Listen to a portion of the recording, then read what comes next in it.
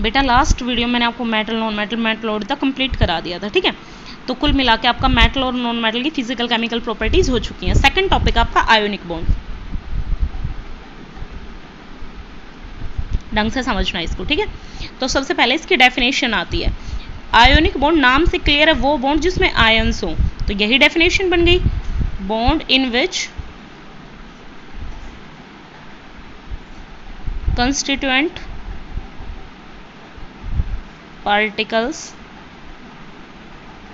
Are ions, जिस bond के constituent particle anion हो। कहने का मतलब जो बॉन्ड कैटायन और एनायन के बीच में प्रेजेंट हो उस बॉन्ड को आयोनिक बॉन्ड कहते हैं, ठीक है।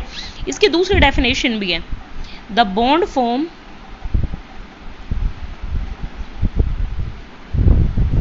बाय द कंप्लीट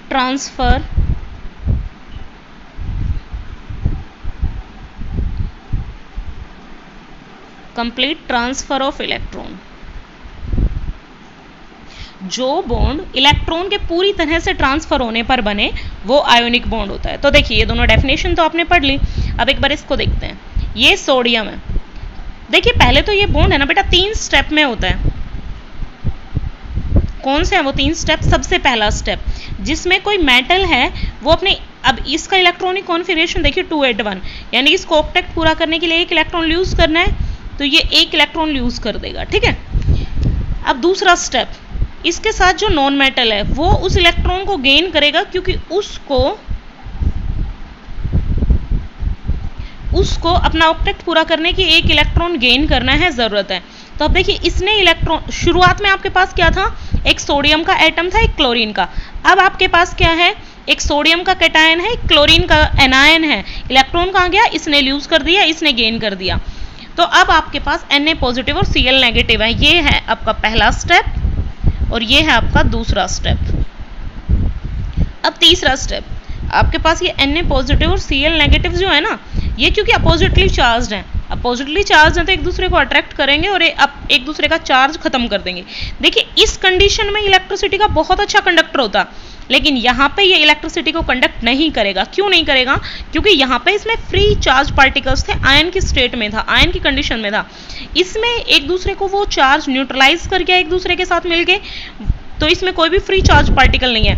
ये सॉलिड स्टेट में है, ठीक है, ये मोल्टन स्टेट में है। अब मोल्टन होता है पिघला हुआ, ठीक है। तो सॉलिड स्टेट में कोई भी फ्री चार्ज पार्टिकल नहीं है, इसलिए इलेक्ट्रिसिटी को कंडक्ट नहीं करेगा। अगर आपको इलेक्ट्रिसिटी कंडक्ट करवानी है तो इसको मोल्टन स्टेट में कन्वर्ट करिए। अब 3 स्टेप में एनर्जी कैसे चेंज होगी? इसमें आप दोगे एनर्जी, क्योंकि आपने सोडियम को आयन में कन्वर्ट करना है, आपने सोडियम में से इलेक्ट्रॉन निकालना है। तो जब हम किसी में से इलेक्ट्रॉन निकालते हैं तो उसके लिए हमें देनी पड़ती है आयनाइजेशन एनर्जी या आयनाइजेशन एंथैल्पी, ठीक है। नेक्स्ट आता है, ये वो एनर्जी है जो इसमें से रिलीज होगी। क्यों? क्योंकि ये है electron gain enthalpy. Electron gain enthalpy क्या होता है?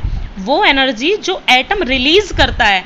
कब? जब उसे एक्स्ट्रा इलेक्ट्रॉन मिलता है या जब वो इलेक्ट्रॉन गेन करता है। इलेक्ट्रॉन गेन करेगा तो एनर्जी रिलीज होगी, और ये वो एनर्जी है कि जब बॉन्ड बनता है, बॉन्ड फॉर्मेशन एनर्जी, ये वो एनर्जी है जब बॉन्ड बनता है तो एनर्जी रिलीज होती है। यानी कि ये शुरुआत वाली एनर्जी हमने दी थी, ये दोनों एनर्जी रिएक्शन ने या सिस्टम ने रिलीज की है। अब बात आती है कि अगर ये वाली एनर्जी ज्यादा थी फर्स्ट वाली तो रिएक्शन एंडोथर्मिक होगा, और इन दोनों का सम मिला के ज्यादा है तो रिएक्शन एक्सोथर्मिक होगी, ठीक है। रिलीज करने वाली एनर्जी ज्यादा है तो। चलिए ये आपको समझ में आया तो भी ठीक है, नहीं आया तो भी ठीक है, 11th में आ जाएगा, यहाँ नहीं आया तो। अब देखिए एग्जाम्पल करते हैं। NaCl का हमने कर लिया। अच्छा इसको एक और शॉर्टली इसको कैसे रिप्रेजेंट करते हैं? शॉर्टली रिप्रेजेंट करने का तरीका ये हमने बनाए लिविस इलेक्ट्रॉन डॉट स्ट्रक्चर बनाए, लिविस के जो बने हुए हैं 7। इसके लास्ट शेल में 1 इलेक्ट्रॉन है इसलिए हमने 1 इलेक्ट्रॉन शो किया है। इसके लास्ट शेल में 7 इलेक्ट्रॉन है इसलिए हमने 7 डॉट्स इसके चारों तरफ रिप्रेजेंट किए। देखिए इनको बोलते हैं लिविस इलेक्ट्रॉन डॉट स्ट्रक्चर। क्यों? क्योंकि ऐसा स्ट्रक्चर जिसमें हम इलेक्ट्रॉन को डॉट के रूप में, छोटी सी डॉट या फिर छोटा सा क्रॉस, उनके रूप में सिंबल के चारों तरफ दिखाते हैं। लेकिन कौन से इलेक्ट्रॉन? सिर्फ लास्ट शेल के, सारे नहीं, सिर्फ लास्ट शेल के। अब देखिए यहाँ आपको समझ में आ रहा होगा कि अगर ये अपना 1 इलेक्ट्रॉन इसको दे दे तो ये भी फ्री और ये भी, कहने का मतलब ये भी ऑक्टेट कंप्लीट हो जाएगा इसका और इसका भी। तो ये शॉर्टली उसको रिप्रेजेंट करने का तरीका है। ये सारा तो कंप्लीट डिटेल में, और ये है शॉर्टली किसी चीज़ को रिप्रेजेंट करने का तरीका। अब देखिए दूसरा एग्जाम्पल करते हैं MgO। तो मैग्नीशियम 282, तो ये 2 इलेक्ट्रॉन लूज करेगा, साथ ही ऑक्सीजन 26, ये वो 2 इलेक्ट्रॉन गेन कर लेगा, ये बन गया ऑक्सीजन -2। अब आपके पास है Mg+2, ऑक्सीजन -2, ये -2+2 आपस में न्यूट्रलाइज हो जाएंगे, MgO बन जाएगा। ठीक है, इसको रिप्रेजेंट करने का तरीका, अच्छा ये इलेक्ट्रॉन है ना, इनको दूर दूर दिखाना बेटा, क्यों? क्योंकि सेम चार्ज है तो रिपेल होगा। ठीक है, ये MgO का ये शॉर्ट, ये कंप्लीट। चलिए आगे 1-2 एग्जांपल और कर लेते हैं इसके। नेक्स्ट एग्जांपल है AlCl3, एल्यूमिनियम क्लोराइड का। तो देखिए ये एल्यूमिनियम है 283, ये एल्यूमिनियम 3 इलेक्ट्रॉन रिलीज कर देगा और +3 चार्ज आ जाएगा। साथ ही आपके पास क्लोरीन है 287, लेकिन क्लोरीन आपके पास 3 है और एक क्लोरीन एक ही इलेक्ट्रॉन गेन करता है, ये याद रखना। 3 क्लोरीन मिलकर 3 इलेक्ट्रॉन गेन करेंगे, एक क्लोरीन 3 इलेक्ट्रॉन गेन नहीं करेगा क्योंकि ऑक्टेट से ज़्यादा नहीं जाएगा। हालांकि ऑक्टेट बहुत लिमिटेड है, आगे जाके ऑक्टेट बिल्कुल ख़त्म हो जाता है, फेल सा ही हो जाता है। ठीक है, बहुत सारे केसेस में, हर केस में नहीं, बहुत सारे केसेस में ऑक्टेट खत्म हो जाता है, रूल नहीं लगता है, इसकी लिमिटेशंस आती हैं। तो यहाँ देखिए एक एल्यूमिनियम, अच्छा बाद में क्या हुआ, Al+3 और 3 Cl नेगेटिव है, सब कुछ मिलके AlCl3 बन गया।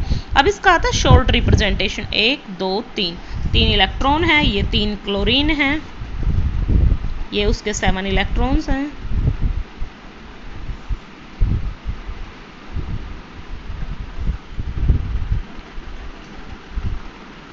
ये तीनों इलेक्ट्रॉन तीनों एटम पे एक एक करके ट्रांसफर, ये इसका शॉर्ट था। ठीक है, एक एग्जांपल और करा देती हूँ बस, Na2O।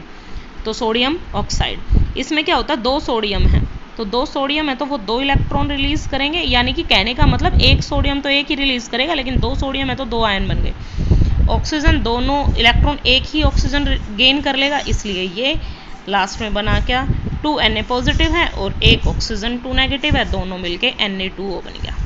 शॉर्ट के लिए ये सोडियम, ये ऑक्सीजन, 1 2 3 4 5 6 हो गया, इस पे एक, इस पे एक, ये भी ट्रांसफर हो गया, ये भी ट्रांसफर हो गया। ठीक है, Na2O बन गया। अब लास्ट आता है आयोनिक बॉन्डेड जो कंपाउंड्स हैं उनकी प्रॉपर्टीज कैसी है, उनकी प्रॉपर्टीज।